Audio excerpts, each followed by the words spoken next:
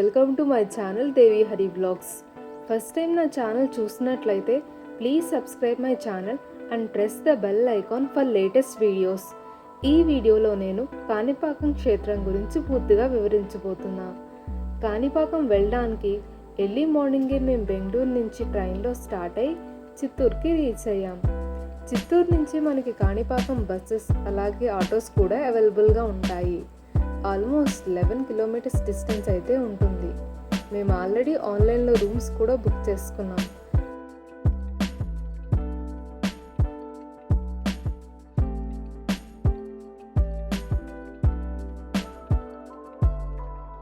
కాణిపాకం వెబ్సైట్లో room bookings అలాగే అభిషేకాలు, హోమాలు, టికెట్స్ కూడా బుక్ చేసుకోవచ్చు. మేము కాణిపాకం రీచ్ అయ్యేసరికి ఆఫ్టర్నూన్ 12 అయితే అయ్యిందండి.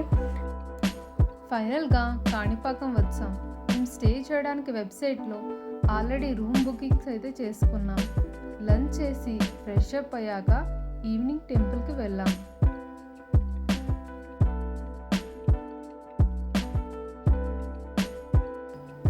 ఇదే టెంపుల్ మెయిన్ ఎంట్రన్స్.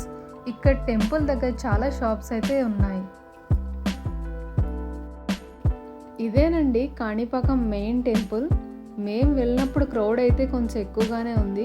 అందుకే మేము హారతి టికెట్ అయితే తీసుకున్నాం. ఈ హారతి టికెట్ తీసుకుంటే గర్భగుడిలో ఆల్మోస్ట్ 15 మినిట్స్ వరకు మనం వినాయకుడిని చూడొచ్చు. సో ఇదైతే బెస్ట్ ఆప్షన్ అని అనిపించింది మాకు. ఈ కాణిపాకం ఆలయం చిత్తూరు జిల్లాలో ఉంది. సత్య ప్రమాణాలకు నెలవుగా అసత్యాలు చెప్పేవారికి సింహస్వప్నంగా శ్రీ వరసిద్ధి వినాయకుడు ఆలయం బాసిల్లుతుంది. ఈ ఆలయం బాహుదా నది ఒడ్డున ఉంది. ఈ స్వామికి హిందువులే కాదు ఇతర మతస్థులు కూడా మొక్కులు తీర్చుకుంటారు. దేవుడు ఒక్కడే అన్న నిదర్శనం ఇక్కడ కనిపిస్తుంది. సర్వమత ఆరాధ్యుడిగా కాణిపాకం వరసిద్ధి వినాయకుడు పూజలు అందుకుంటున్నారు. ఈ ఆలయం చరిత్ర సుమారు 1000 ఏళ్ల క్రితం ఈ ఆలయం నిర్మాణం జరిగినట్లు చారిత్రక ఆధారాలున్నాయి. పూర్వం విహారపూరి అనే గ్రామంలో ధర్మాచరణ పరాయణులై 3 యువకులు గుడ్డి, మూగ, చెవిటి వాళ్ళుగా జన్మించారు. కర్మఫలాన్ని అనుభవిస్తూ ఉన్న పొలాన్ని సాగు చేసుకుంటూ జీవించేవారు. ఒక దశలో ఆ గ్రామం కరువు కాటకాలతో అల్లాడింది. గ్రామస్తులకు కనీసం తాగేందుకు గుక్కడి నీళ్లు కూడా దొరకని దుస్థితి నెలకొంది. కరువును జయించాలని సంకల్పించిన 3 సోదరులు తమ పొలంలో ఉన్న ఏతం బావిని మరింత లోతు చేయాలనుకున్నారు. ఆ మేరకే బావిలో తవ్వుతుండగా ఒక పెద్ద బండరాయి అడ్డుపడింది. దాన్ని తొలగించే యత్నంలో పారరాయికి తగిలి రాయి నుండి రక్తం చిమ్మింది.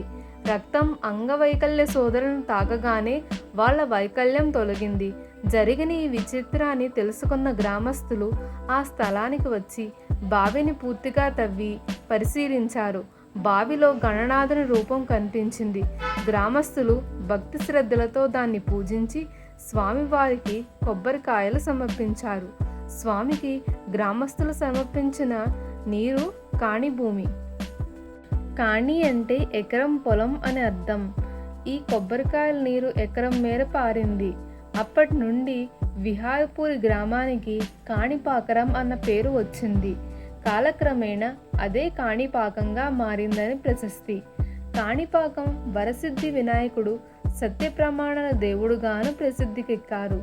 స్వామి ఎదుట ఎవరైనా తప్పుడు ప్రమాణం చేస్తే వారికి స్వామియే శిక్షిస్తాడని భక్తుల ప్రగాఢ విశ్వాసం. వ్యసనాలకు బానిసలైన వారు స్వామివారి ఎదుట ప్రమాణం చేస్తే వాటికి దూరం అవుతారని భక్తుల నమ్మకం. అలాగే ఇక్కడ వరసిద్ధి వినాయకుడు నిత్యం పెరుగుతున్నాడు. దీనికి ప్రత్యక్ష నిదర్శనం ఉంది. 50 ఏళ్ల నాటి వెండి కవచం ప్రస్తుతం స్వామివారికి సరిపోవడం లేదు. నెక్స్ట్ డే మేము టెంపుల్కి ఎర్లీ మార్నింగే మళ్ళీ దర్శనం చేసుకోవడానికి వెళ్ళాం. టెంపుల్లో చాలా రకాల పూజలు, అభిషేకాలు, హోమాలు చేయించుకుంటున్నారు. అలాగే ఈ కాణిపాకం వెబ్సైట్ లింక్ మీకు డిస్క్రిప్షన్లో ఇస్తాను.